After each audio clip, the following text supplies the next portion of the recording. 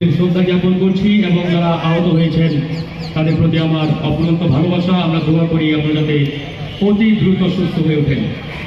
আজকে শিরোনামটি আমি দেখছিলাম, ফ্যাসিবাদী প্রথা বিলোপ এবং নতুন সংবিধানের দাবিতে আজকের এই নাগরিক সমাবেশ। এই কথা আমরা সেই 5ই আগস্ট থেকে বলা শুরু করেছি, এখনো বলে যাচ্ছি। বর্তমান যে সংবিধান রয়েছে, এই সংবিধান ফণী হাসিনা এবং ভারত কর্তৃক সার্জারিকৃত সংবিধান।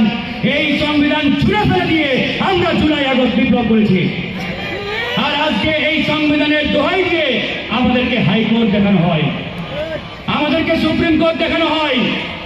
আমরা এই সরকারকে একাধিকবার বলেছি, আমরা হাইকোর্ট সুপ্রিম কোর্ট আপনাদের আগেই দেখে আসছি, আমাদেরকে হাইকোর্ট সুপ্রিম কোর্ট দেখাবেন না। এই সংবিধান আমরা মানি না। এই সংবিধান ছুঁড়ে ফেলে দিয়ে এই জুলাই আগস্ট বিপ্লব করেছে এদেশের ছাত্র জনতা। কিন্তু বড় দুঃখের বিষয়, পরিতাপের বিষয়, আজকে একটি অশুভ রাজনৈতিক চক্রের গভীর ষড়যন্ত্রের যাতা করে আমাদেরকে একটি এই সংবিধানের ফর্মুলার মধ্যে ঢুকিয়ে দেওয়া হয়েছে। তারা নাম দিয়েছে অন্তর্বর্তীকালীন সরকার। আচ্ছা ভাইরা, আমরা কি অন্তর্বর্তীকালীন সরকার চেয়েছিলাম? চেয়েছিলাম? কথা বলতে হবে প্লিজ। স্লোগান না, স্লোগান না, স্লোগান বন্ধ করেন, স্লোগান বন্ধ করেন। আমরা বিপ্লবী সরকার চেয়েছিলাম, আমরা অন্তর্বর্তীকালীন সরকার চাই নাই। কিন্তু পরিকল্পিতভাবে সেই বিপ্লবী সরকার গঠন করতে দেওয়া হয় নাই। তারা করতে দেয় নাই, সেটি ইতিমধ্যেই পরিষ্কার হয়ে গেছে। সেই 5ই আগস্টে ফণী হাসিনা পালিয়ে যাওয়ার পরে ক্যান্টনমেন্টের বৈঠকে যে সকল রাজনৈতিক নেতা উপস্থিত ছিলেন, তারাই মূলত দায়ী এই বিপ্লবী সরকার গঠন না হওয়ার পিছনে। সেখানে যখন অন্তর্বর্তীকালীন সরকারের ফর্মুলা প্রয়োগ করা হলো, এই রাজনৈতিক নেতৃবৃন্দ তারা কেন বললেন না আমাদেরকে একটু সময় দেন, আমরা ভেবে দেখি, আমরা একটু আলোচনা করি। তারা বিন্দু পরিমাণ চিন্তা না করে তড়িৎ গতিতে জিওজুর বলে মেনে নিলেন। তারপরে আর্মির গাড়িতে করে তাদের নিয়ে আসা হলো রয়ের হেডকোয়ার্টার বঙ্গভবনে।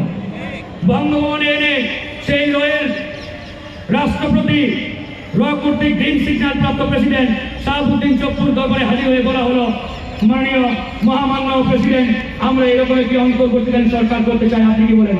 সে বললো ইয়েস, করা যায়। বুঝছেন তো? তখন পর্যন্ত প্রত্যেকটি ফর্মুলা তাদের সূক্ষ্ম সেই প্ল্যান ওয়াইজ হচ্ছে। এরপরে এই অন্তর্বর্তীকালীন সরকারের ভবিষ্যতে কেউ যাতে বৈধতা চ্যালেঞ্জ করতে না পারে, ওই রাষ্ট্রপতি দপ্তর থেকে প্রধান বিচারপতির দপ্তরে চিঠি পাঠানো হলো যে এটা বৈধ নাকি অবৈধ, ভবিষ্যতে কেউ যাতে প্রশ্ন না করতে পারে, আপনি কি বলেন জনাব? বাংলাদেশের প্রধান বিচারপতি তখন পর্যন্ত হাসিনার নিয়োগপ্রাপ্ত প্রধান বিচারপতি, সে বাংলাদেশের প্রধান বিচারপতি ছিল না 5ই আগস্টে। সে বলল ইয়েস, খুব ভালো ফর্মুলা, হয়ে যান, করে ফেলেন, সিগন্যাল দিয়েছিল।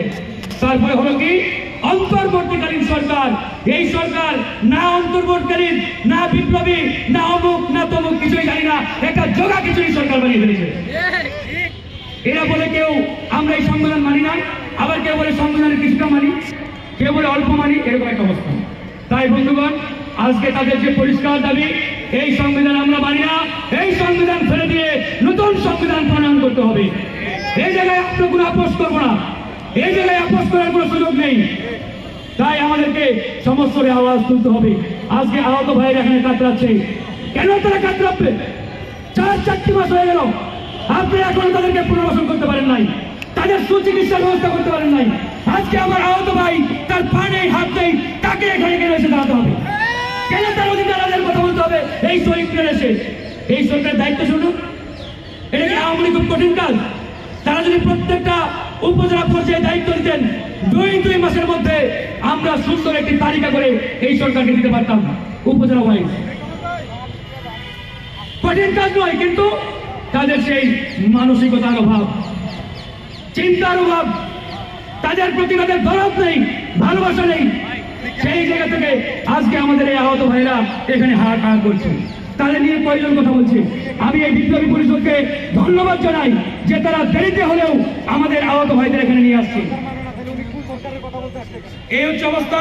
যাই হোক, আমরা আর বিতর্ক বাড়াতে চাই না, আমরা একটা কথাই বলতে চাই, আমাদের যে সকল ভাইরা আহত আছেন তাদেরকে অনতি বিলম্বে পুনর্বাসনের ব্যবস্থা করতে হবে এবং যথাযথ প্রক্রিয়ার মাধ্যমে তাদেরকে সম্মান আমরা দিতে চাই। সেই বিষয়টি আমরা পরিষ্কারভাবে স্পষ্ট করে জানিয়ে দিচ্ছি।